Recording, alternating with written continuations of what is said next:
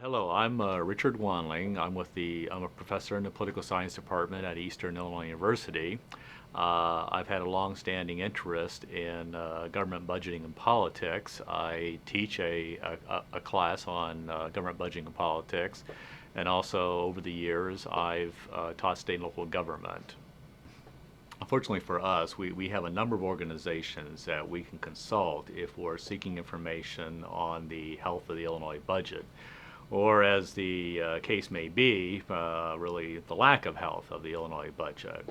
Now, the organization that gets the most attention is the Civic Federation of Chicago, and certainly Chicago Tribune has played an important role in helping to promote the recommendations and the prescriptions and analyses of that organization.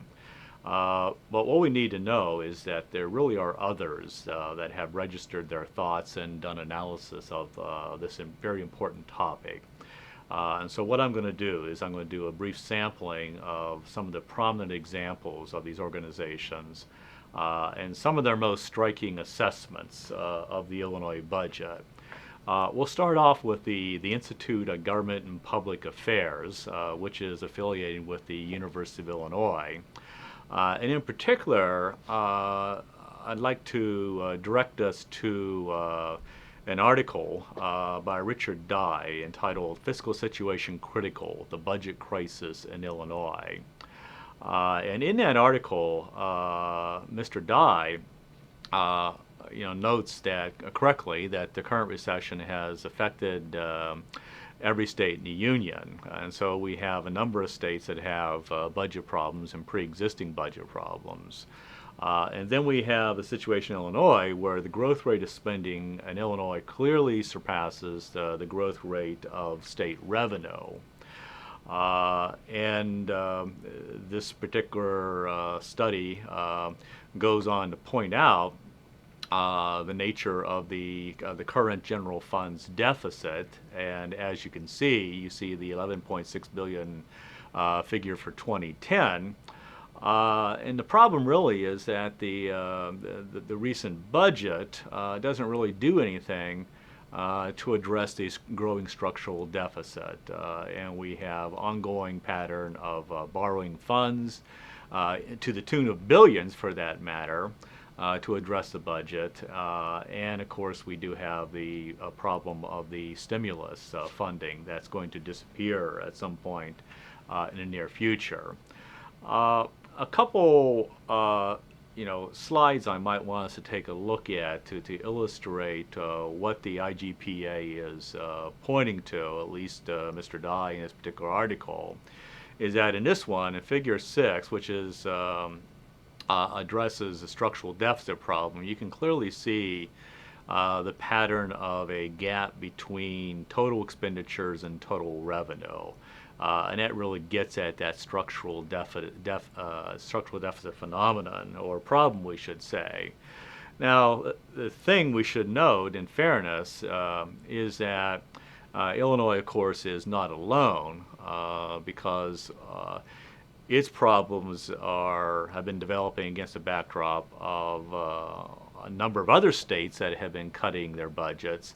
And this little figure here from the National Association of State Budget Officers shows precisely what has been happening over the last decade or so, and particularly the last few years, where you see significant decreases in their budgets. Now, again, the problem for Illinois is we have spending pressure at the same time that we really haven't come up with the needed revenues to support the spending. Now, another organization that one might look at would be the Illinois Commission on Government Forecasting and Accountability. It's a state body established by the state of Illinois. And what I'm going to draw from is their March 2010 Revenue and Economic Forecasting Report. And one thing they observe in that is that things don't really look all that great for the future. Fiscal year 2011 is expected to be a transitional year in terms of addressing economic issues and coming up with needed revenues. But they're really not expecting any type of positive balance to happen until we get into FY 2012. So in the meantime, we continue to have problems. And then beyond looking at kind of revenue shortfalls and revenue uncertainty related to the economy, then they point out that there are various non-economic factors that are going to serve to erase any gains that possibly might develop if indeed there is something of a positive upward bounce down the road when it comes to revenues. One of those is that the education stimulus money is going to disappear. And the other part of the stimulus money is being fairly quickly phased out. So what happens to the state budget when that stimulus funding is no longer available, or if Congress and the president are unable to come to an agreement to restore some emergency stimulus funding? Now, the other thing too is that the FY 2010 budget included a number of fund sweeps to the tune of about $352 million. Those pretty much are one-time fund sweeps, and of course any fund sweeps for FY 2011 would have to be reauthorized. And what it really gets to is that net growth is there's going to be a problem as far as net growth when you consider revenues and expenditures. And then related to that is the fact that the commission also points to the carryover of almost $6 billion